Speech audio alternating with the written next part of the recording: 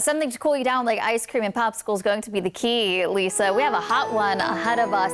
So if you're trying to beat the heat, maybe you want to get some yard work done before you have family come over, you want to go for a little bike ride, do it now. Dry conditions over here and clear skies. This is our Luminary Hotel camera.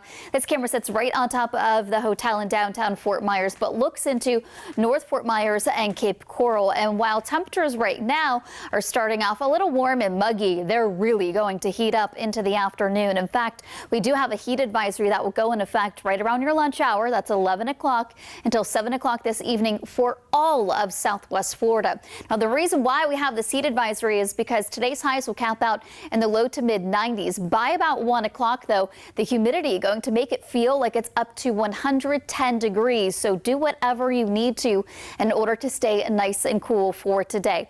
Right now, still warm and muggy, but definitely more comfortable than that feels like temp of 106 we were just showing you. Currently sitting at 78 over at Fort Myers Page Field, 76 with plenty of sunshine over at Southwest Florida International Airport, and 81 down at the Naples Airport. Clouds and radar sweeping across nice and clear for all of us. Matches up with that gorgeous live look we just gave you. It won't stay that way for long. I know the rain is a big concern for many people with it being the 4th of July holiday. Right after 1 o'clock, we could start to see a couple of spotty showers, especially up and down I-75, becoming more widespread scattered storms. This is a look at 5 o'clock. It's very widespread, and these storms are going to be very much hit or miss, impacting some of us, missing the others.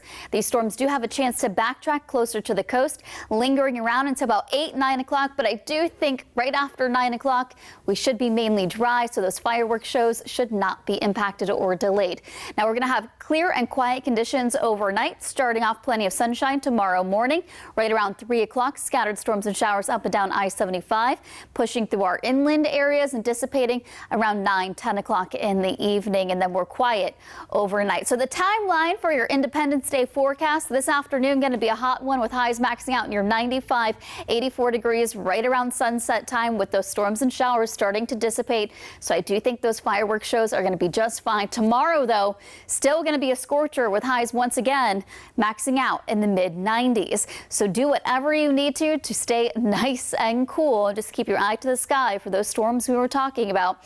No advisories with your boating forecast. Today's winds coming more out of the west up to about 10 knots. Seas are going to be a foot or less with a light chop on your inland waters. Talking about the tropics really quickly, good news here. We are not tracking anything that's going to be in the Atlantic, through the Caribbean, and even the Gulf of Mexico. And the National Hurricane Center says it should stay that way for the next 7 days. So that allows you to really relax and enjoy the remainder of your 4th of July holiday. Today going to be a hot one, increasing rain chances into your Wednesday with a 80% chance of scattered storms and showers, sticking to that 80% chance of scattered storms and showers Thursday into Friday, and also keeping the heat around. So once again, we're going to see those highs maxing out near 94 degrees, with the humidity making it feel even hotter. As we head into your weekend, we'll start to see a little bit more sunshine by Sunday. Only a 60% chance of scattered storms and showers, but that day, highs capping out near 95. Lisa.